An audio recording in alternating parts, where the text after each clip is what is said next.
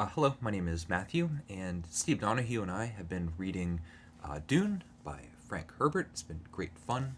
It's all been leading up to the movie, which I watched last night. I made a video talking about the movie, and this week, for the fourth week, we're reading the Appendices. The novel is a three-part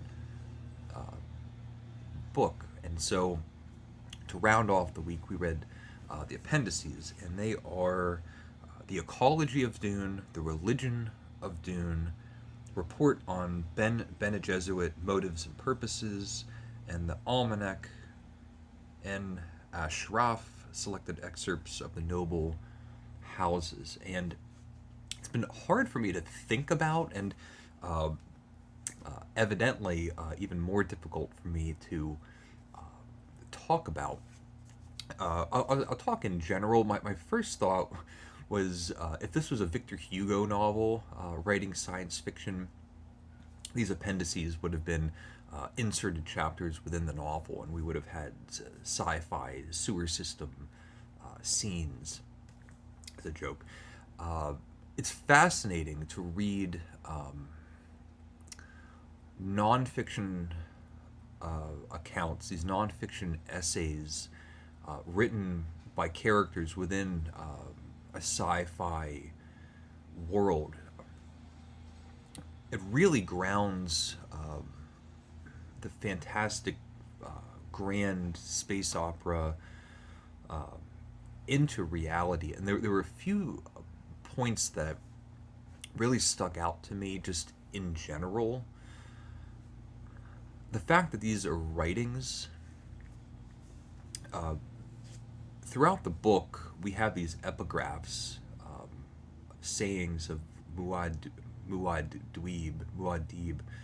um,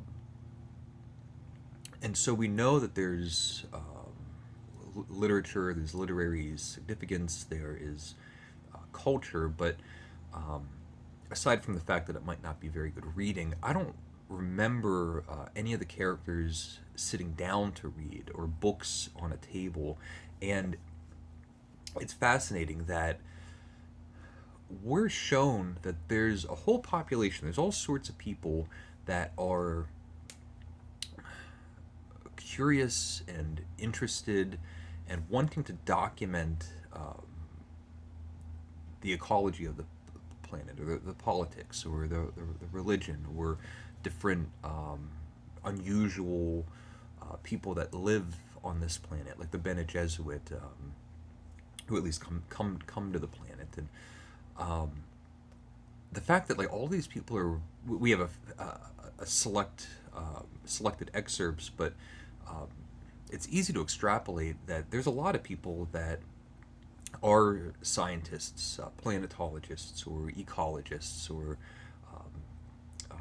people that are studying the plant life or the animal life in great detail, doing it for curiosity and the historical record, but also the readership. I think it's so neat that, um, of course, if all of these things are being written, there's people that live in this world who are outside of the main wheels of action happening in the story, that are just sitting in their homes. There's Daphne, reading nonfiction, reading about their world the same way that um, we read about our world and are interested and curious about it.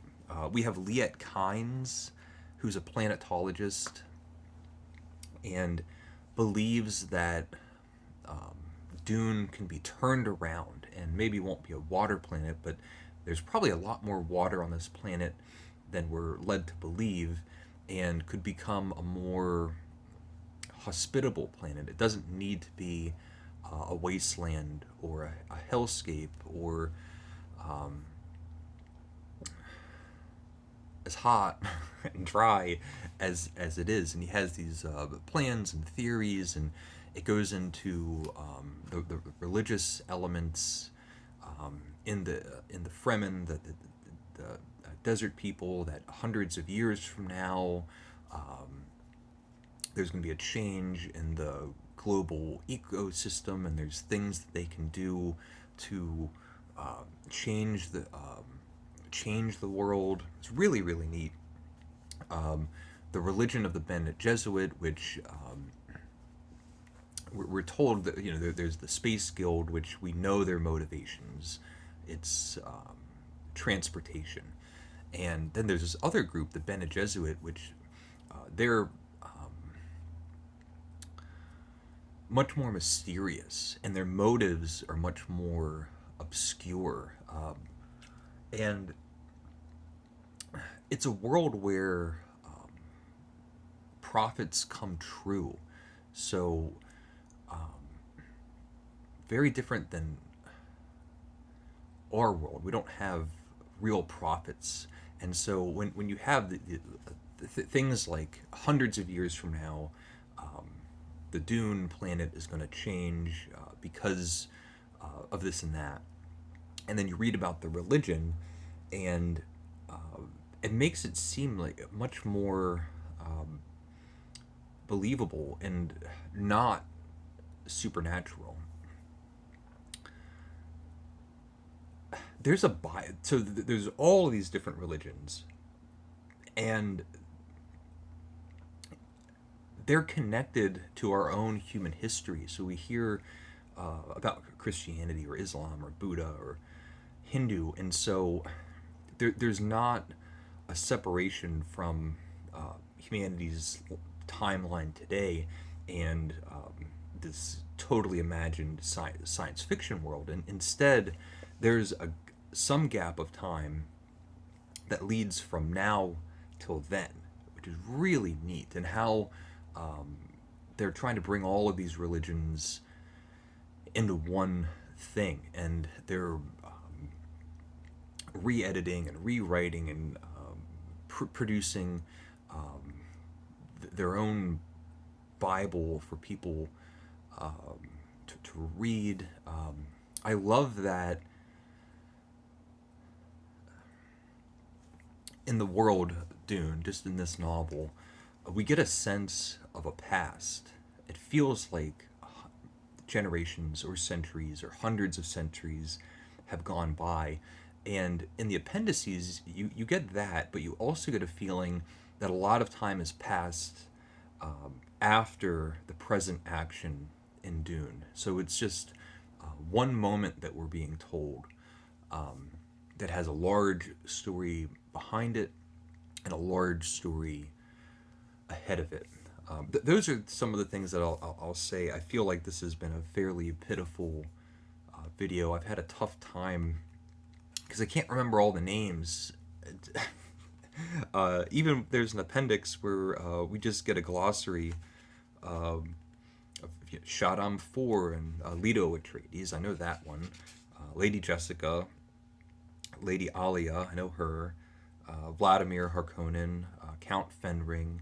So I understand it while I'm reading it. So I apologize. I tried to talk about some of the things that I was thinking about, interested in the appendices. But maybe all these Dune videos don't have to be 30 minutes long.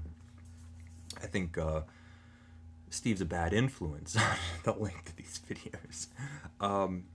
And that's it. That's going to be everything that I have to say about Dune. It's been great fun. Steve and I will be, I think, this weekend making announcement videos for our reading in November, which I'm looking forward to. Thank you for watching. Let me know if I had anything interesting to say. Sorry about the lighting. So please leave a comment if you would like. Thank you for watching, and take care.